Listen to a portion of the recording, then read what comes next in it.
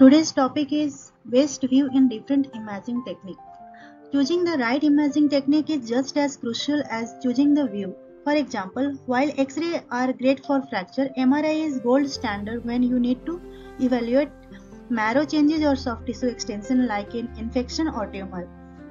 How to choose the right view and imaging technique when assessing bones, whether it's a routine fracture or complex tumor, the right choice can make all the difference in diagnosis and management. Joint space और osteoarthritis. Joint space के लिए specially osteoarthritis जैसे case में weight bearing x ray जरूरी है। जब osteoarthritis के patient stand होते हैं तब एक्चुअल गैप दिखता है।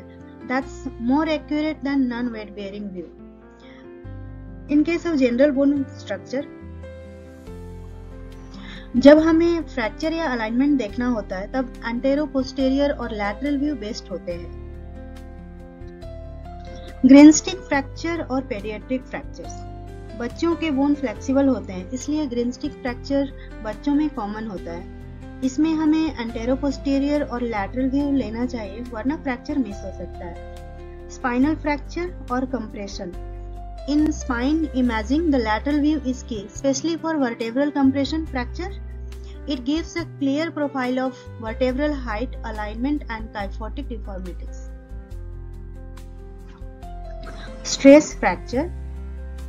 Stress fracture अर्ली स्टेज में एक्सरे में नहीं दिखता है, इसलिए इस केस में MRI बेस्ट होता है, क्योंकि MRI बोन के अंदर का स्वेलिंग और अर्ली फ्रैक्चर चेंजेस दिखाता है। बोन ट्यूमर और कम्प्लेक्स फ्रैक्चर। अगर कम्प्लेक्स फ्रैक्चर या ट्यूमर है, फॉर एग्जांपल स्कल ट्यूमर के लिए सीटी स्कैन यूज करते हैं। इससे हमें 3D इमेज मिलता है जो सर्जरी प्लान करने के लिए हेल्प करता है। बोन इन्फेक्शन यानी ओस्टियोमाइलाइटिस। ओस्टियोमाइलाइटिस के लिए MRI सबसे सेंसिटिव मॉडलिटी है। ये सॉफ्ट टिश्यू और बोन मैरो दोनों का डिटेल व्यू देता है, specially T1, T2, STIR sequence में। Soft tissue involvement.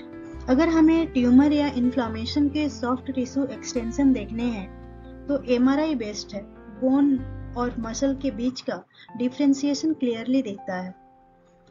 For bone density और ओस्टियोपोरोसिस, बोन डेंसिटी चेक करने के लिए डेक्सा स्कैन यूज होता है। इससे हमें आइडिया मिलता है कि बोन्स कितने वीक हैं, इसलिए फ्रैक्चर रिस्क असेस करने के लिए हेल्पफुल है।